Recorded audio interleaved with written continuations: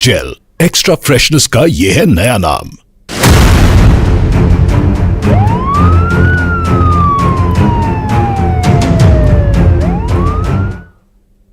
नमस्कार, मैं हूं प्रशांत कटारे। अलार्म देख रहे हैं आप, और अलार्म आईना दिखा रहा है उस सिस्टम को जिससे मिल रही है मरीजों को सिर्फ परेशानियां। कभी जांच के नाम पर एक अस्पताल से दूसरे अस्पताल दौड़ लगाते मरीज, उनके घर वाले, कभी खुद ही स्ट्रेचर बन अपनों को पीठ पर लादते बेहाल मरीज के परिवार वाले, गंदगी का अंबार, लंबी लंबी कतार, डॉक्टरों की मनमानी और मरीजों की परेशानी। आखिर क्यों वेंटिलेटर पर हैं व्यवस्थाएं, क्यों बीमार है अस्पताल? देखिए अलर्ट करती यह खास रिपोर्ट, ऑपरेशन अस्पताल।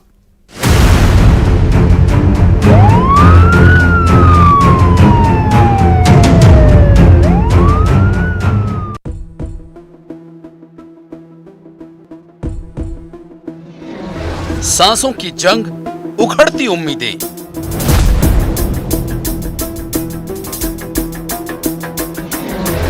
गंदगी का अंबार, अस्पताल बीमार।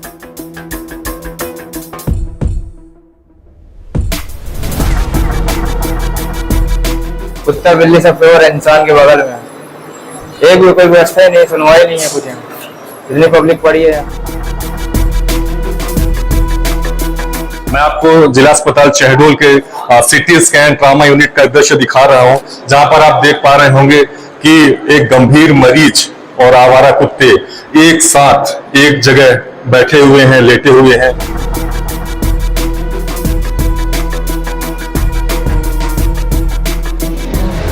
कौन सुने कराह, जिम्मेदार लापरवाह।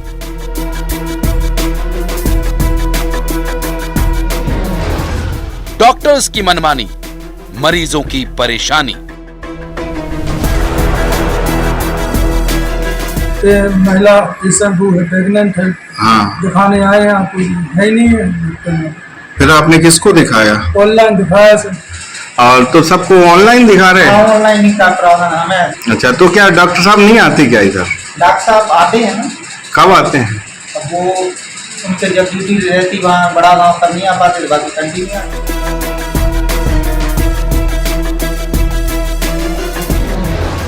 ला इलाज मर्ज, क्यों भूले फर्ज। व्यवस्थाएं बदहाल, मरीज बेहाल। एक पलंग पर दो दो लोग लेटे हुए हैं, और यहाँ की स्वास्थ्य सफाई की व्यवस्था भी दिखा सकते हैं। हमारे कैमरामैन से कहेंगे कि दिखाइए किस तरह से जिस जगह मरीज लेटा हुआ है उसी के ठीक बगल में कितनी गंदगी पड़ी हुई है। हाँ, गंदगी तो बहुत है। बहुत गंदगी है। तो बदबू आ रही है। हाँ, अरे कल हम तो सो भी नहीं पाए थे।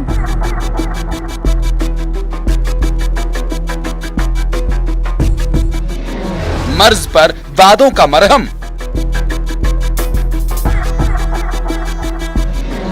इस दर्द का कौन देगा हिसाब। ना तो ये खिड़की खुली है, ना ये पर्चा बन रहा है। पता नहीं डॉक्टर बैठ रहे कि नहीं बैठ रहे। ना तो समय पर आते हैं, समय के बाद आते हैं और समय के पूर्व चले जाते हैं। लेकिन जब वो शाम के समय यहाँ पर आते हैं तो उनको यहाँ ताला लगा मिलता है। आईसीयू में अस्पताल, अलार्म दिखा रहा है आईना।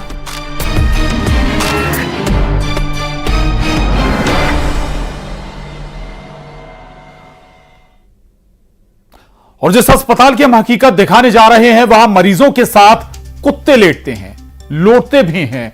कुत्तों का जमावड़ा आम बात है। गंदगी के बीच इलाज कराने को लोग मजबूर हैं। सोनोग्राफी के लिए लंबा इंतजार करना पड़ता है। और हां, यहां मरीजों का कहना है कि संडे को बीमार होना मना है। शहडोल में सिसक रही है अस्पताल की व्यवस्थाएं।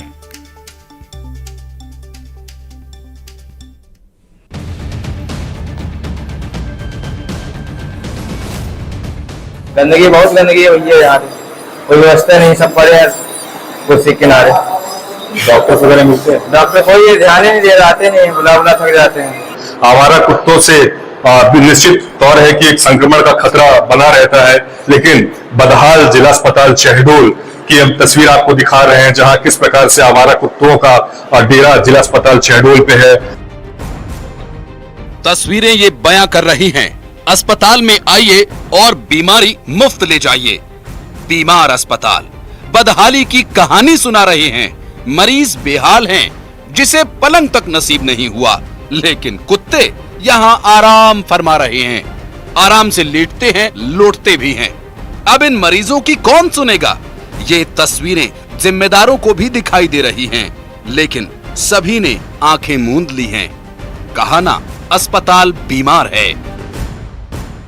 शहडोल जिला हॉस्पिटल में कोई व्यवस्था नहीं है। 3 दिन से हम परेशान है। यहाँ पे कुत्ता बिल्ली सब प्योर इंसान के बगल में, एक भी कोई व्यवस्था नहीं, सुनवाई नहीं है कुछ। इतनी पब्लिक पड़ी है, कोई ध्यान नहीं दे रहा, कोई पूछने रखने वाला नहीं।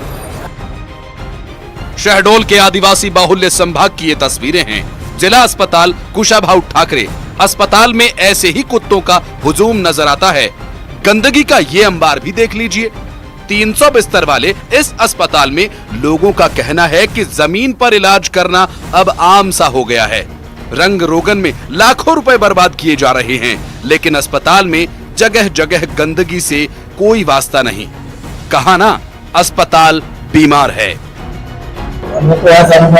एक खून टेस्ट नहीं मिला तो उसके लिए कागज पत्र नहीं आएगा, ठीक है। खून टेस्ट के लिए हम मेडिकल कॉलेज भेजे, खून टेस्ट का रिपोर्ट लेके आएगी तब हमको जाएगी यहाँ कागज। सोनोग्राफी के लिए ये लंबी लंबी कतार, नंबर आ जाए तो मरीज खुद को खुशकिस्मत समझता है। एक्सरे के बाद मरीजों को फिल्म्स तक नहीं दी जाती, मोबाइल पर ही दिखा दिया जाता है एक्सरे। और हाँ, रविवार को यहाँ बीमार होना मना है, क्योंकि जिला अस्पताल में मरीजों का आरोप यह है कि संडे को अस्पताल बंद ही समझो। यहाँ जांच के लिए आए, सिटी स्कैन, कुत्ता भी यहाँ बैठे हैं नीचे और मरीज भी पड़े हैं ऐसे। दूर दराज से इस अस्पताल में मरीज इलाज के लिए आते हैं। शहडोल संभाग का सबसे बड़ा सरकारी अस्पताल है। अनूपपुर और उमरिया के अलावा छत्तीसगढ़ से भी मरीज रेफर होकर आते हैं। व्यवस्थाएं कितनी दुरुस्त हैं, देख लीजिए। इस बदहाली पर शहडोल कलेक्टर ने 7 दिन 7 अधिकारियों की ड्यूटी लगाई थी। अधिकारियों को मुआयना करके रिपोर्ट्स देनी थी। कुछ दिन इसका प्रभाव रहा, फिर वही ढाक के 3 पात। 1 दर्जन से ज्यादा एम्बुलेंस कबाड़ हो रही हैं। अस्पताल प्रबंधन आर्थिक समस्या का रोना रो रहा है। और फिर ये तस्वीरें दिखा रही हैं। बीमार व्यवस्थाओं का इलाज कब होगा, पूछ रही है। शहडोल में सौरभ पांडे के साथ bureau report, news 18 Madhya Pradesh Chhattisgarh. तो ये शहडोल का सबसे बड़ा अस्पताल, यानी कि सरकारी स्तर पर अगर हम कहें तो जिला अस्पताल एक जिले का सबसे महत्वपूर्ण और सबसे बड़ा अस्पताल, जिसके पास सभी सुविधाएं होनी चाहिए, लेकिन हाल आपने देखा है। और बात करने के लिए हमारे साथ शहडोल से न्यूज़ 18 संवाददाता सौरभ पांडे जुड़ रहे हैं। सौरभ, वाकई अगर जिला अस्पताल का यह हाल है, गंदगी का अंबार है, तो फिर इलाज होता कैसे है? डॉक्टर कहां हैं? अभी शहडोल का जो जिला अस्पताल है वो पूरी तरह से खुद बीमार है। मैं आपको यहाँ पे कुछ तस्वीरें दिखाना चाहूंगा। मैं सहयोगी से कहूँगा थोड़ा सा कैमरा इधर मूव करें। आप देखिए, जिला अस्पताल का सिटी स्कैन सेंटर है। यहाँ पे सामने किस प्रकार से नाली का जो गंदा पानी है वो बिल्कुल सामने बहता हुआ आपको दिखाई दे रहा होगा। अस्पताल की जो तमाम सुविधाएं हैं, जो तमाम बड़े बड़े दावे किए जा रहे हैं, वो किस प्रकार से यहाँ पर उन दावों की पोल खोल रही है। हम अभी चल रहे हैं जो सिटी स्कैन, आपको बताऊं ये संभाग का इकलौता सिटी स्कैन सेंटर है जहां पे मेडिकल कॉलेज से भी रेफर होकर सिटी स्कैन के लिए आते हैं। आप तस्वीरों में देख पा रहे होंगे कैसे कुत्ते यहाँ पे, आज भी जो आवारा कुत्ते हैं वो बिल्कुल यहाँ पे बैठे हुए हैं, लेटे हुए हैं।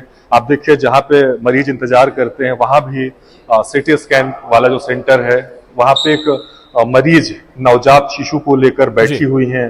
जरा सा 1 मीटर की दूरी पे एक आवारा कुत्ता है और जो नवजात बच्चा है। देखिए, संक्रमण का खतरा कितना खतरनाक हो सकता है इस मासूम बच्चे के लिए।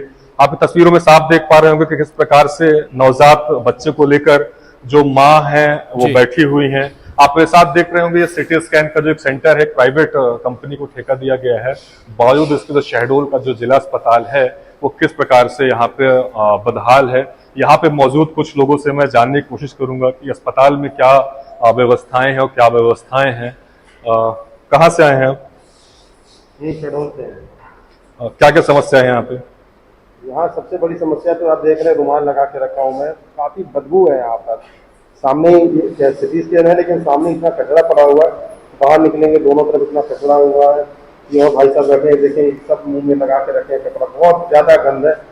मतलब ऐसा लगता है कि सफाई नहीं होती। नीचे देखेंगे ये कुत्ते, परमानेंट कुत्ते, जब भी मैं आता हूँ किसी काम से यहाँ पर तो कुत्ते यहाँ पर रहते ही है। मुझे नहीं लगता कि लोग यहाँ बीमार होने आते हैं या फिर स्वस्थ होने आते हैं। आप लोग इसकी शिकायत नहीं करते हैं? किसको शिकायत करेंगे, कौन सुनता है, आप ये बताइए। अपने इलाज कराने आए, इलाज करा के हम लोग वापस चले जाएंगे, आप इसको शिकायत करें। देखिए कुत्ते को देखिए आप, ये देखिए नीचे। आप देखिए यहाँ पे एक नवजात बच्चों को लेकर एक परिजन बैठे हुए हैं। किस काम के लिए आप आई हैं, क्या है समस्या? यहाँ इलाज करवाने के लिए। हाँ। यहाँ से यहाँ मशीन में चेक करते हैं। हाँ। पता नहीं सिलाक का इलाज करते। हाँ हाँ। कब से बैठी हैं यहाँ पे? करीबन 1.5 घंटा हो गए। कोई डॉक्टर मिला, कोई आया समस्या पूछने? ये जो परिजन है वो ये बिल्कुल बता रहे हैं मुझे कि इस जो नवजात बच्चे हैं इसको ऑक्सीजन से निकालकर यहाँ पे सीटी स्कैन के लिए लेकर आई हैं। लगभग 1 घंटे से बैठी हुई हैं सीटी स्कैन के लिए। बिल्कुल तस्वीरें भी आप दिखा रहे थे। इससे पहले रिपोर्ट में भी हमने देखा कि बहुत सारी जो अगर हम कहें तो जो और अगर बड़ी इमारत तो बनी हुई है और जिसमें शायद संभव कि करोड़ों रुपए खर्च भी किए गए हों, लेकिन सबसे बड़ा मामला यह कि इसे मेंटेन नहीं किया जा रहा है, व्यवस्थाओं को दुरुस्त नहीं किया जा रहा है और साथ ही मरीजों के लिए जो होना चाहिए उस पर ध्यान नहीं दिया गया। शुक्रिया सौरभ आपका पूरी जानकारी के लिए, धन्यवाद। और एक पलंग पर 2 या 3 मरीज, यहां तक कि फर्श पर गद्दा बिछाकर इलाज हो रहा है। बेड के पास गंदगी है वो अलग। अगर अस्पताल में आप एडमिट हो गए हैं तो अपने घर से पंखा लेकर आएं, चादर भी आपको ही लानी पड़ेगी। यह सच हैरान कर देता है, लेकिन यह हकीकत है भिंड के जिला अस्पताल की। देखिए चौंकाने वाली यह खास रिपोर्ट।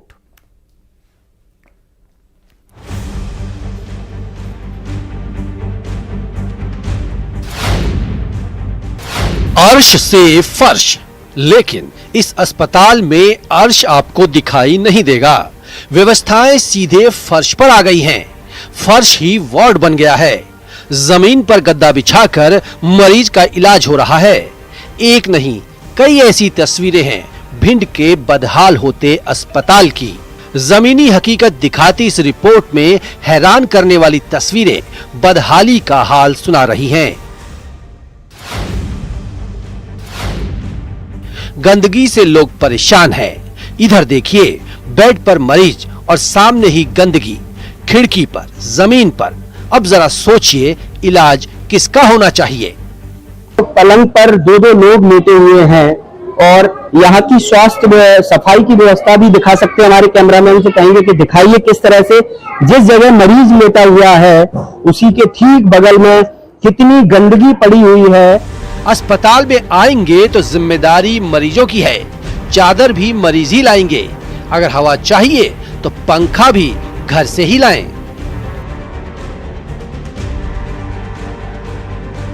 यहाँ पर जो पंखा लगा हुआ है वो भी हम बताना चाहेंगे।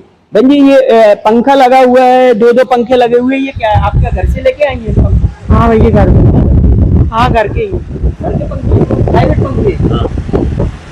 अरे आप अपने घर से लेके आए पंखे? वार्ड में एसी जरूर लगा है, लेकिन ये भी उसी व्यवस्था की तरह ही है कि रंग रोगन शानदार। ये यकीन दिलाने के लिए कि रंगाई है तो दवाई भी मिलेगी, इलाज भी, लेकिन इस एसी की खुद ही सांसें फूल गई हैं। हाँ गंदगी तो बहुत है। बहुत गंदगी है? हाँ। तो बदबू आ रही है? हाँ आ रही, कल हम तो सो भी नहीं पाए थे। अरे क्या तकलीफ है आपको? लेटरिन हो रही थी। इन तस्वीरों से जिम्मेदारों के चेहरे की हवाइयां उड़ना लाजमी है। अभी तो मरीजों का दर्द शुरू हुआ है। किसी पलंग पर 2 मरीज तो किसी पर 3 का इलाज जारी है। डॉक्टर साहब कह रहे हैं इलाज जरूरी है। वाकई ऐसी व्यवस्था का इलाज तो होना ही चाहिए।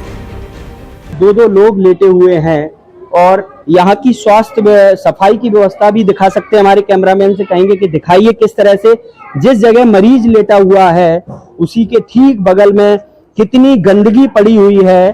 भिंड जिला अस्पताल की बात करें तो यहाँ भिंड ही नहीं, दूर दराज से लोग इलाज के लिए आते हैं। यूपी के इटावा और औरैया से भी रोजाना करीब 1500 मरीज ओपीडी में आते हैं। बदलते मौसम में मरीजों की तादाद बढ़ जाती है। स्पेशलिस्ट डॉक्टर के 41 पद हैं, लेकिन 25 खाली हैं। इमरजेंसी ड्यूटी में भी डॉक्टरों की कमी है, मेडिकल ऑफिसर भी कम हैं। एक बेड पर 3 मरीज हैं, एक बेड पर 1 मरीज, 2 मरीज तो सुने होंगे, लेकिन एक बेड पर 3 मरीज इलाज ले रहे हैं। ये हमें भी चौंका देने वाली बात सामने निकल कर आ रही। वेंटिलेटर पर व्यवस्थाएं हैं, स्ट्रेचर पर वादे। आखिर इस दर्द की दवा क्या है? भिंड में रवि रमन त्रिपाठी के साथ ब्यूरो रिपोर्ट, न्यूज़ 18। तो भिंड के जिला अस्पताल का बड़ा परिसर है, रंग रोगन भी है, लेकिन नहीं है तो वहां पर व्यवस्थाएं नहीं है, डॉक्टर नहीं है और मरीजों के लिए पर्याप्त पलंग नहीं है, बेड नहीं है। रवि रमन हमारे साथ भिंड से जुड़ रहे हैं। रवि, जब डॉक्टर ही नहीं तो फिर इलाज कैसे होगा मरीजों का? क्या कहते हैं जिम्मेदार? जी प्रशांत, मैं आपको बताऊं कि ये जिस अस्पताल पे न्यूज़ 18 की टीम ने ग्राउंड जीरो पर पड़ताल की और वास्तविक हकीकत जानने का प्रयास किया तो होश उड़ गए, क्योंकि जो व्यक्ति जो अस्पताल लोगों का इलाज करता है वो इस समय खुद बीमार पड़ा हुआ है। अगर इसकी लचर व्यवस्थाओं की बात की जाए, ये अस्पताल 1936 की बिल्डिंग बनी हुई है, जर्जर हालत है। कई जगह कई बार इसका रिनोवेशन भी कर दिया गया, लेकिन अगर उनकी बदहाली की बात की जाए तो सफाई बेहतर ढंग से नहीं हो पा रही है।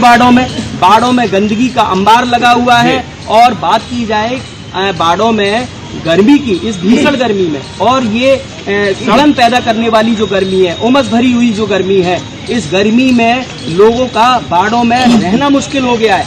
हमारे कैमरामैन हमें दिखा सकते हैं कि किस तरह से अस्पताल के बाहर लोगों का जमावड़ा लगा हुआ है।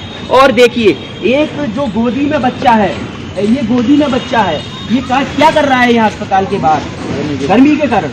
देखिए प्रशांत जी, मैं आपको बताऊं कि इतनी लचर व्यवस्था है कि ये एक गोदी का बच्चा जिसको अस्पताल में इसलिए गर्मी में उसे एसी की सुविधा मिलना चाहिए, ठंडी हवा मिलना चाहिए, शुद्ध वातावरण मिलना चाहिए, ना मिलते हुए उसे बाहर, उसके परिजन उसको बाहर खिला रहे हैं, पेड़ की छांव में लेकर आ रहे हैं। अस्पताल के अंदर की तस्वीर भी आप बता रहे थे, एक बेड पर 2-2, 3-3 लोग लेटे हुए थे। जब मरीजों पंखा लेके की फ्रीक्वेंसी बढ़ जाती है, गर्मी पड़ रही है बहुत, इतने बड़े दिन में एक गंदगी बहुत है। ये गधे पे हनुमान जी की तरह, गधा लेकर जरूर दिख रहे हैं, लेकिन ये पंखा टांगे हुए हैं। यानी कि इलाज कराना है तो अपनी तरफ खुद पंखा कूलर लेकर आइए, पंखा लेकर आ रही है। बिल्कुल, यानी कि इलाज कराना है रवि, तो फिर आपको कूलर पंखे खुद लाने पड़ेंगे। थोड़ा ये भी बताइएगा रवि कि एक पलंग पर 2-2, 3-3 लोगों का इलाज हो रहा है, इस पर कोई अस्पताल प्रबंधन विचार नहीं करता क्या? क्योंकि जब मरीज ज्यादा आने लगते हैं तब कोई दूसरी व्यवस्था नहीं हो सकती क्या अस्पताल में? घर से लगे है। हाँ, घर से लगे भाई, जो बोल रहे ये दो घर से लेके आए जी। हवा ये का लगा हुआ। चले रवि, शुक्रिया आपका जानकारी के लिए, बातचीत के लिए। तो हम आपको भिंड का अस्पताल दिखा रहे थे, भिंड में क्या हाल है। भिंड का भी वही हाल है जो बाकी जिला अस्पताल, चाहे शेड्यूल है या दूसरे जिलों का। आगे बढ़ेंगे, भोपाल से खबर है, मंत्रियों के विभाग का बंटवारा। मंत्री रामनिवास रावत को वन पर्यावरण विभाग मिला है। नागर सिंह चौहान का कद घटा दिया गया। नागर सिंह चौहान से वन पर्यावरण विभाग ले लिया गया है। नागर सिंह चौहान के पास अनुसूचित जनजाति कल्याण विभाग रहेगा। रामनिवास रावत ने 8 जुलाई को मंत्री पद की शपथ ली थी और बाकी मंत्रियों के विभाग यथावत रहेंगे। तो ये बड़ी खबर आपको बता दें, रामनिवास रावत को वन एवं पर्यावरण मंत्रालय दिया गया है और नागर सिंह चौहान के पास इससे पहले ये मंत्रालय हुआ करता था, उन्हों से वन और पर्यावरण मंत्रालय वापस ले लिया गया है। अब नागर सिंह चौहान के पास केवल अनुसूचित जनजाति कल्याण विभाग रहेगा। न्यूज़ 18 संवाददाता भोपाल से शैलेंद्र चौहान हमारे साथ जुड़ गए। शैलेंद्र, पर्यावरण विभाग, वन पर्यावरण विभाग अब रामनिवास रावत को दे दिया गया, लेकिन दूसरी तरफ कद भी घटा दिया गया नागर सिंह चौहान का। हाँ जी, देखिए बिल्कुल रामनिवास रावत ने 8 जुलाई को कैबिनेट मंत्री की शपथ ली थी। उसके बाद करीब 12 दिनों से उन्हें विभाग कब मिलेगा इसको लेकर असमंजस की स्थिति, लेकिन सीएम डॉक्टर मोहन यादव ने आज विभागों के आवंटन को हरी झंडी देते हुए आज ही आदेश भी जारी हो चुके हैं। तो रामनिवास रावत को बड़ी जिम्मेदारी मिली है, वन विभाग और साथ ही पर्यावरण विभाग, इन दोनों की अहम जिम्मेदारी रहेगी।